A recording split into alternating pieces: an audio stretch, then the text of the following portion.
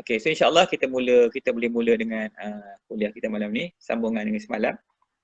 Ada kuliah menarik pada malam ini. Yang ini insya-Allah, yang tadi ada orang minta slide. Yang tu saya belum lagi sediakan slide. Yang ni insya-Allah. Tu coming soon nanti insya-Allah. Baik, so malam kita semalam di tajuk apa nama tu? Mabadi bagi ilmu tauhid. Tapi malam ni supaya tidak jemu sangat mengaji kan. Mengaji pun kadang-kadang bukan boleh jemu. Cuma nak bagi rasa semangat mengaji tu. So saya nak variety kan. Nak pelbagaikan ilmu-ilmu tu supaya kita memahami banyak skop bidang ilmu tu. Jadi malam ni insya-Allah tajuk yang sangat istimewa, yang kena faham, yang kena mengaji baik-baik. Tajuk ni memang penting. Iaitu tajuk dia Kutubah Iblis. Kutubah Iblis dalam tajuk dendam versus iman. Jadi ini cerita macam mana perangai iblis dengan dendam iblis terhadap Nabi Adam AS sampai kita ni jadi mangsa kedendaman iblis tu. Ni yang kita nak faham sedikit malam ni, macam mana berlakunya kisah iblis ni. Baik, kita tengok pangkat-pangkat dulu apa yang saya dah sempat sediakan pada malam ni. Iaitu pertama kita tengok dulu tentang sifat iblis. Iblis ni sifat dia kat bawah yang kuning tu. Yang kuning kita tengok situ. Dendam, sombong, bongkak, takabur, riya, angkuh, fitnah, melalaikan. Ni semua sifat-sifat iblis. Kita nak kena tahu supaya kita tak termasuk di dalam menjadi gerombolan iblis. Sebab iblis ni kita memang kita marah ke dia. Tapi pernah berlaku zaman Nabi Sulaiman AS. Nabi Sulaiman kata, dia kata mengadu kat Tuhan, dia kata aku nak tangkap iblis ni semua. Dan tengok apa akan jadi kepada manusia. Apa jadi? Dia tangkap hari ni, besok tu dia punya menteri-menteri dia tu, Sulaiman ni, Nabi Sulaiman datang jumpa dia, mengadu dengan dia. Dia kata dalam market dah tak ada orang. Di pasar-pasar dah tak ada orang. Semua orang bakal balik ke rumah, duduk menghadap Tuhan, menangis, bertobat dan sebagainya. Sehingga tak ada orang nak berniaga lagi sebab semua nak ingat kepada Tuhan. Itu kerja iblis. Jadi sebab tu bila ada iblis ni, dia sebagai satu ujian untuk kita. Bagaimana iblis membisikkan benda-benda yang lain. Jadi Nabi Sulaiman lepas balik iblis tu. Ada sebab dia yang berlaku. Kenapa iblis tu Allah takdirkan untuk menjadi ujian bagi kita. Sebab ada sebab dia. Sebab tu tiap-tiap kejadian Tuhan ni, walaupun iblis sekalipun, ada hikmah dia yang kita nak kena ambil iktibar di situ. Baik. So jadi dendam ni adalah panas api neraka kerana membara, membuak-buak dalam hati. Bahaya dendam ni. Sebab tu iblis ketika dia berdendam dengan Nabi Adam AS, dia simpan dendam dia tu. Sebab tu iblis ni, kan kita dah sebut kemarin, iblis adalah anak cucu jin, daripada keturunan jin, tetapi satu bangsa yang dilaknat oleh Allah Subhanahu Wa Taala. Ini iblis.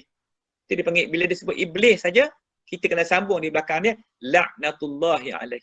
Disebut iblis saja, laknatullahi alaih. Dia sebut Nabi sallallahu alaihi wasallam. Bila sebut Nabi je atau bila sebut Rasulullah, kita kena sambung dengan sallallahu alaihi wasallam. Bila sebut iblis, laknatullahi alaih. Dajjal, laknatullahi alaih. Kena sambung. Kafir, laknatullahi alaih. Jadi laknat Allah atas mereka itu yang kafirin, musyrikin, munafikin pun semua tu yang jenis yang jahat-jahat. Baik. Jadi dendam adalah sifat iblis. Kita tengok macam mana malam ni iblis punya dendam ni dekat Nabi Adam. Betapa hebatnya dendam iblis ni. Sehingga akhirnya dia tak mau masuk ke dalam, dia dipaksa oleh Allah masuk ke dalam neraka.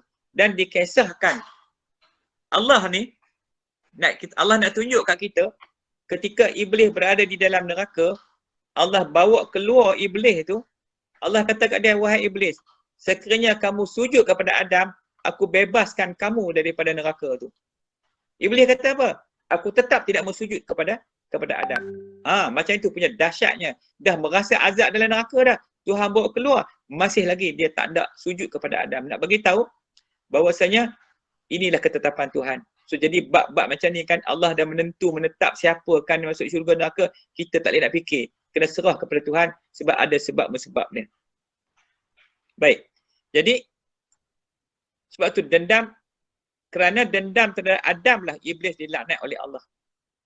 Ketika Iblis dilaknat oleh Allah, yang pertama menangis Malakul Maut. Malaikat Israel menangis melihat tubuh Iblis berubah daripada bekas ketua malaikat bertukar menjadi rupa yang sangat buruk. Taik tanduk, dada dia naik berulas-ulas, masa dia tangan dia kuku yang panjang, telinga yang panjang, tanduk yang besar. Sebab tu dilarang kita waktu matahari naik, kita semayang kena lepas matahari naik dulu baru semayang isyraq atau semayang duha. Sebab ketika matahari naik, matahari betul-betul berada di antara dua tanduk syaitan. Itu yang kita nak kena pasal ini iblis. Jadi jangan menjadi perangai iblis, iaitu cuba menghalalkan dendam sesama manusia. Ini satu lagi masalah. Sebab kita pun kadang-kadang berlaku juga. Sebab apa? Sebab sifat itu nyata adalah sifat-sifat iblis. Jadi kita nak faham macam mana iblis ni dendam dengan Adam teruk sangat. Sampai last sekali masuk neraka, Allah tarik keluar pun masih lagi dia berdendam. Ini memang dahsyatlah dendam iblis. Sangat-sangat dahsyat. Sebab dah dapat peluang dah untuk dia terima je tawaran Tuhan itu, maka dia akan masuk ke dalam syurga Allah. Iblis dahaka dekat Tuhan sebab satu tunduk ya. Sebab dia tak tunduk kepada Adam sejak Allah dah laknat dia. Bayangkan kita manusia ni, berapa banyak yang tak solat, yang tak sujud kepada Allah. Berapa ramai yang tak sujud kepada Allah. Tapi lah kalau Allah jadikan kita macam iblis, ramai dah jadi syaitan dah. Tapi rahmat Allah kat kita lagi, masih lagi Allah, kita dapat selamat lagi. Ni kita yang kita takut. Satu tunduk ya. Sekali ya kena laknat. Jadi kita kena fikir baik-baik. Sebab itulah kena berbanyak syukur kita kepada Allah Subhanahu Wa Taala. La in syakartum la azidanakum. Kalau kamu syukur kepada Allah, nikmat aku sangat banyak. Jadi termasuklah nikmat kita ni apa dia? Lawan kepada dendam tu berkasih sayang. Tu lawan. Dekat mana akhlak mulia? Kita uswatun hasanah. Uswah pada Nabi tu. Dah contoh. Kalau cerita musim Covid ni, orang tanya nak makan makanan apa? Nak lawan dengan ni Covid ni. Makan macam Nabi makan lah. Sebab hak Nabi makan tu hak Allah suruh. Bila Allah suruh hak Nabi makan tu sunnah, makanlah insya-Allah. Apa lagi nak makan? Kurma. Apa lagi? Buah tin, buah zaitun, pisang. Apa lagi makanan tu? Macam-macam lah kalau kita buat makanan Rasulullah ni. Bali. Bali itu makanan yang Rasulullah. Talbinah tu. Dia ada bubur dia. Ni kisah. Makanan-makanan. Ni musim-musim macam ni, makanan yang terbaik. Jangan duk makan benda lain. Ni duk makan apa? Apa lagi? Pizza, junk food, fast food. Tu mudarat. Itu duk kena Covid banyak itu. Dia tak ada protection. Sedangkan makanan yang disebut oleh Rasulullah tu makanan yang boleh meningkatkan imunisasi badan kita, yang boleh mempertahankan daripada serangan Covid itu. Kita kena yakin kepada Allah. Jangan ikut puak-puak yang yakin kepada WHO ni dengan vaksin tu. Baik. So jadi dendam itu pakaian api neraka. Semalam saya cerita dah macam mana dalam Ihya Ulumuddin, Imam Al-Ghazali dia cerita 4 sifat semalam saya sebut. Macam ni Imam Ghazali bukan saya sebut, saya tukar sebut je. Yang tulis tu Imam Al-Ghazali rahimahullah taala. Imam Al-Ghazali ni dia tulis kitab dia daripada adab, naik tauhid, naik fiqh, naik tasawuf, itu Imam Ghazali. Baca Ihya, kita boleh hayati macam mana kehebatan Ihya Ulumuddin dari Imam Ghazali. Dan termasuk juga yang 4 sifat yang saya sebutkan tadi yang ada pada manusia. Yang pertama iaitu sifat malaikat. Kita ni, hebat manusia ni, kalau kita tinggi pada malaikat lagi. Tapi kalau rendah, hina, jadi macam haiwan. So, jadi ada 3 sifat jahat, 1 je yang baik.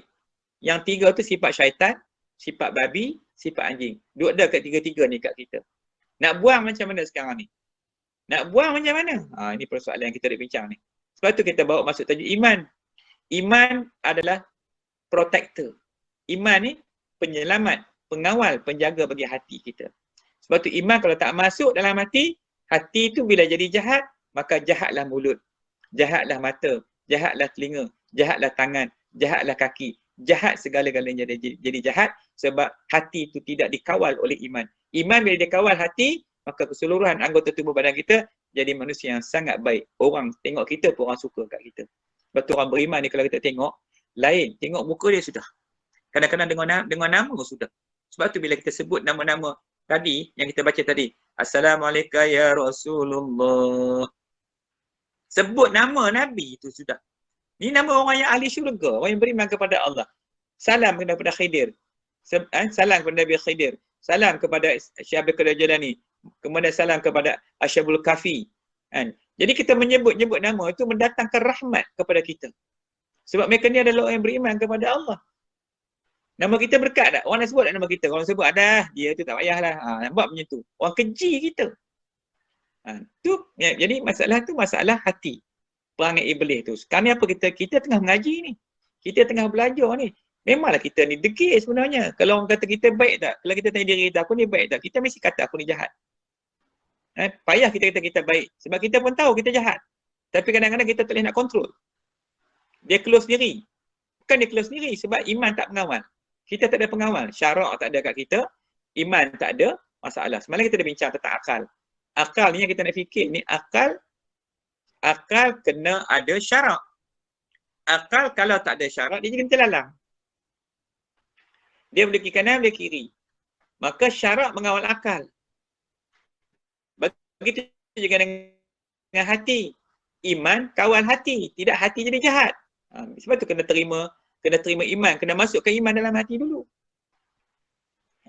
Takutlah kita kalau kita tengok benda macam ni, kita sangat takut. Macam mana kita nak kawal diri kita ni? Kadang-kadang kita tahu benda tu salah. Macam mana kita nak betul balik? Nak betul balik pun susah juga.